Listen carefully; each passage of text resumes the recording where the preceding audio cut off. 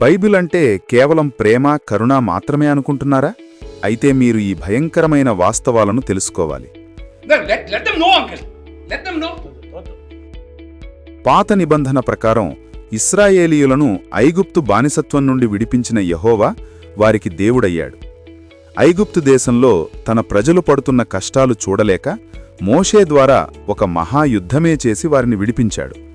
నిర్గమాకాండంలోని ఈ కథ నిజమే అయితే, బానిసత్వం అనేది యెహోవా దృష్టిలో అత్యంత హేయమైన చర్య కావాలి. కాని బైబిల్లోని చట్టాలు అలా చెప్పడం లేదు.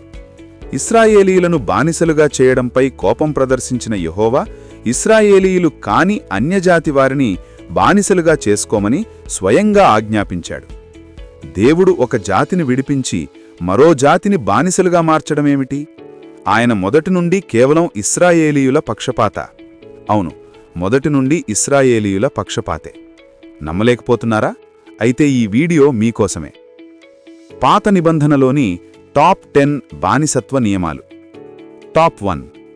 అన్యజనులను కొనుక్కోవచ్చు, తరతరాలకు బానిసలుగా ఉంచుకోవచ్చు. మీ చుట్టుపట్లనున్న జనములలో నుండి దాసీలను, దాసులను కొనవచ్చును. మరియు మీ మధ్య నివసించు పరదేశులను, నీ దేశంలో వారికి పుట్టిన వారిని కొనవచ్చును. వారు మీ సొత్తగుదురు. మీ తరువాత మీ సంతతి వారికి స్వాస్థ్యముగా ఉండునట్లు మీరు ఇట్టివారిని స్వతంత్రించుకొనవచ్చును. వారు శాశ్వతముగా మీకు దాసులగుదురు. కాని ఇశ్రాయేలీయులైన మీరు సహోదరులు గనక ఒకనిచేత ఒకడు కఠిన సేవ చేయించుకొనకూడదు. లేవియాకాండము 25, 44, 46. టాప్ 2. యుద్ధంలో సంధికి వచ్చి ట్యాక్స్ కట్టే ప్రతివాడిని బానిసను చేసి వెట్టిచాకిరీ చేయించుకోవచ్చు. యుద్ధం చేయడానికి మీరు ఒక పురం మీదికి సమీపించినప్పుడు సమాధానం నిమిత్తం రాయభారంను పంపవలను. సమాధానమని అది నీకు ఉత్తరమిచ్చి గుమ్మములను తెరచిన ఎడల దానిలో ఉన్న జనమందరూ నీకు పన్ను చెల్లించి నీ దాసులగుదురు. ద్వితీయోపదేశకాండము 20, 10, 11. టాప్ 3. యుద్ధంలో పురుషులను సంహరించిన తరువాత కన్యలను బందీలుగా పట్టుకోవచ్చు. యజమాని తనకు నచ్చిన బానిస స్త్రీని భార్యగా చేసుకోవచ్చు.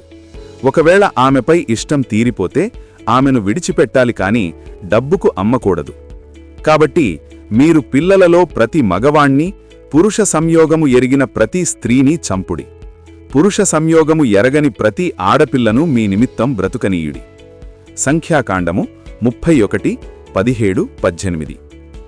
వారిని చెరపట్టి ఆ చెరపట్టబడిన వారిలో రూపవతి అయిన దానిని చూసి ఆమెను మోహించి ఆమెను పెండ్లి చేసుకున్న మనస్సయ్యి నీ ఇంట ఆమెను చేర్చుకున్న తరువాత ఆమె తల క్షౌరము చేయించుకొని గోళ్లను తీయించుకొని తన చెరబట్టలు తీసివేసి నీ ఇంట నివసించి 1 నెల దినములు తన తండ్రులను గూర్చి ప్రలాపన చేయుటకు నీవు ఆమెకు సెలవీయవలెను. తరువాత నీవు ఆమె యొద్దకు పోయి ఆమెను పెండ్లి చేసుకునవచ్చును. ఆమె నీకు భార్యయగును. నీవు ఆమె వలన సంతృష్టి నొందన ఎడల ఆమె మనస్సు వచ్చిన చోటికి ఆమెను సాగనంపవలనేగాని ఆమెను ఎంతమాత్రము వెండికి అమ్మకూడదు. నీవు ఆమెను అవమానపరిచితిమి గనక ఆమెను దాసివలే చూడకూడదు. దేవుని వాట. యుద్ధంలో లభించిన దోపుడి సొమ్ములో మనుషులను కూడా వస్తువుల వలె లెక్కించి అందులో యెహోవా వాటాను వేరుచేయాలి. మిద్యానీయుల యుద్ధంలో మిగిలిన 32,000 మంది కన్యలలో యెహోవాకు కానుకగా 32 మంది కన్యలను కేటాయించాలని దేవుడే ఆజ్ఞాపించాడు. సంఖ్యాకాండము 31, 35, 41. గమనిక.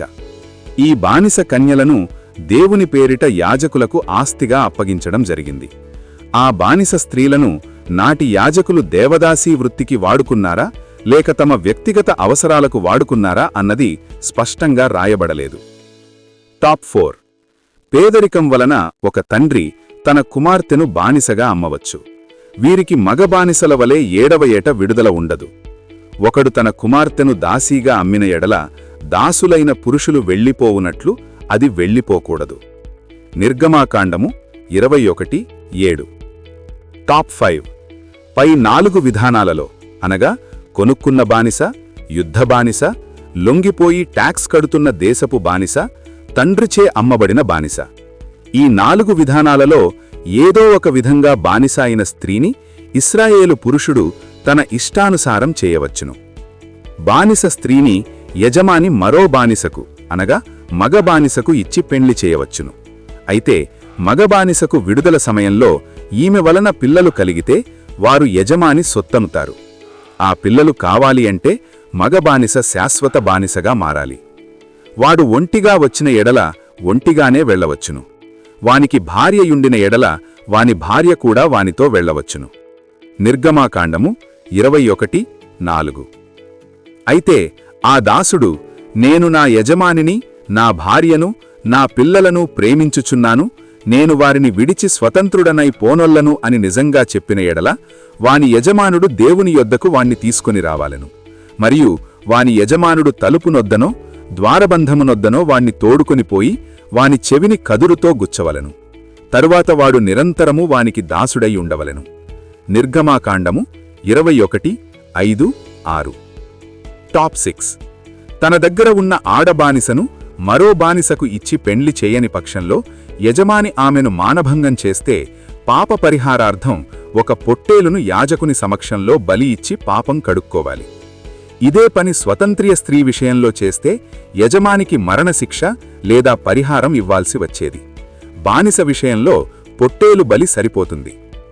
ఒకనికి ప్రదానము చేయబడిన దాసి వెల ఇచ్చి విమోచింపబడకుండానేమి ఊరక విడిపింపబడకుండానేమి ఒకడు ఆమెతో శయనించి వీర్యస్ఖలనము చేసిన ఎడల వారిని శిక్షింపవలెను. అది విడిపింపబడలేదు గనక వారికి మరణశిక్ష విధింపకూడదు. అతడు అపరాధ పరిహారార్థ బలి అనగా అపరాధ పరిహారార్థ బలియగు పొట్టేలును ప్రత్యక్షపు గుడారము యొక్క ద్వారమునకు యెహోవా సన్నిధికి తీసుకుని రావాలెను. అప్పుడు యాజకుడు అతడు చేసిన పాపమును బట్టి పాప పరిహారార్థ బలియగు పొట్టేలు వలన యెహోవా సన్నిధిని అతని నిమిత్తం ప్రాయశ్చిత్తము చేయవలెను. దీనివలన అతడు చేసిన పాపము విషయంలో అతనికి క్షమాపణ కలుగును. లేవియాకాండము 19:20-22. టాప్ 7. ఒక పేద ఇశ్రాయేలువాడు పేదరికం వలన తన్ను తాను అమ్ముకుంటే అతణ్ణి ఒక సాధారణ పౌరుడిలా గౌరవప్రదంగా చూడాలి. వెట్టిచాకిరీ చేయించుకోకూడదు. కాని అన్యజనులను మాత్రం కఠినంగా అణచివేయవచ్చు. నీ యొద్ద నివసించు నీ సహోదరుడు బీదవాడై నీకు అమ్మబడిన ఎడల వాడిచేత బానిస సేవ చేయించుకొనకూడదు. వాడు జీతగాని వలెను పరవాసి వలెను నీ యొద్ద నివసించు సునాద సంవత్సరము వరకు నీ యొద్ద దాసుడుగా ఉండవలెను. అప్పుడతడు తన పితరుల స్వాస్థ్యమును మరల అనుభవించునట్లు తన పిల్లలతో కూడా నీ యొద్ద నుండి బయలుదేరి తన వంశస్థుల యొద్దకు తిరిగి వెళ్లవలెను. ఏలయనగా వారు నాకే దాసులై ఉన్నారు. నేను ఐగుప్తు నుండి వారిని రప్పించితిని. దాసులను అమ్మినట్లు వారిని అమ్మకూడదు. నీ దేవునికి భయపడి అట్టివానిని కఠినముగా చూడకుము. లేవియాకాండము 25:39-43. టాట్ 8. తన అధీనంలో ఉన్న ఆడబానిసను మగబానిసను యజమాని తన ఇష్టానుసారం కొట్టవచ్చును. ఇదే పని సాధారణ పౌరుడిపై చేస్తే అది నేరం. కాని బానిసను కొట్టినా గాయపరిచినా అది నేరం కాదు. మనుష్యులు పొట్లాడుచుండగా ఒకడు తన పొరుగువాణ్ణి రాతితోనైనా పిడికిటితోనైనా గుద్దుట వలన వాడు చావక మంచం మీద పడి ఉండి తరువాత లేచి తన చేతి కర్రతో బయటకు వెళ్లి తిరుగుచుండిన ఎడల వాని కొట్టిన వానికి శిక్ష విధింపబడదు. గాని అతడు పనిచేయలేని కాలమునకు తగిన సొమ్ము ఇచ్చి వాడు అతన్ని పూర్తిగా బాగుచేయింపవలెను. ఒకడు తన దాసుడైనా తన దాసి అయినా చచ్చునట్లు కర్రతో కొట్టిన ఎడల అతడు నిశ్చయముగా ప్రతిదండన నొందును. అయితే వాడు 1-2 దినములు బ్రతికిన ఎడల ఆ ప్రతిదండన అతడు పొందడు. వాడు అతని సొమ్మే గదా. నిర్గమాకాండము 21:19-21. టాప్ 9. ఒక ఎద్దు ఒక బానిసను పొడిచి చంపితే దాని యజమాని బానిస యజమానికి కేవలం 30 తులాల వెండి చెల్లిస్తే సరిపోతుంది. అదే ఎద్దు ఒక సాధారణ పౌరుణ్ణి పొడిచి చంపితే యజమానికి మరణశిక్ష లేదా జరిమానా విధింపబడుతుంది. కాని బానిస విషయంలో అలా లేదు.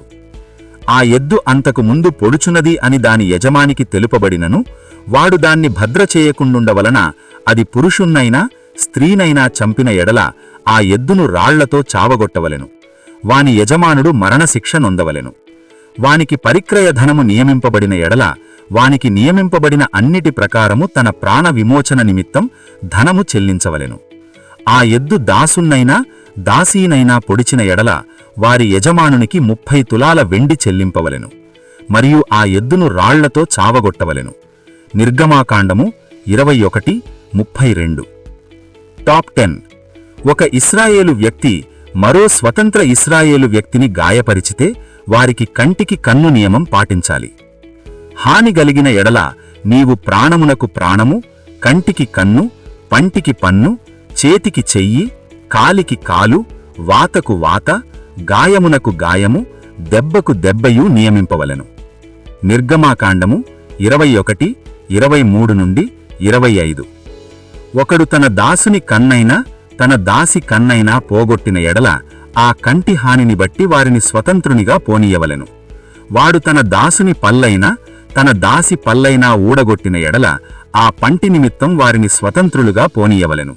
నిర్గమాకాండము 21:25-26. ఎప్పటివరకు మీరు చూసినవి ఒట్టి మాటలు కావు, బైబిల్లో లిఖించబడిన బైబిల్ దేవుడి శాసనాలు. అన్యజనులను మనుషులుగా కాకుండా కేవలం సొమ్ముగా చూడమన్న ఈ చట్టాలు మనకు ఏమి బోధిస్తున్నాయి? ఈ దేవుడు మానవాళికందరికీ దేవుడా, లేక కేవలం ఒక ప్రత్యేక జాతికి మాత్రమే పరిమితమైనవాడా? ఆలోచించండి. సత్యాసత్య నిర్ధారణ మీ విచక్షణకే వదిలేస్తున్నాం. మరిన్ని బైబిల్ విశ్లేషణల కోసం మా బైబిల్ ఎక్స్పోజర్ ఛానల్ను సబ్స్క్రైబ్ చేసుకోండి.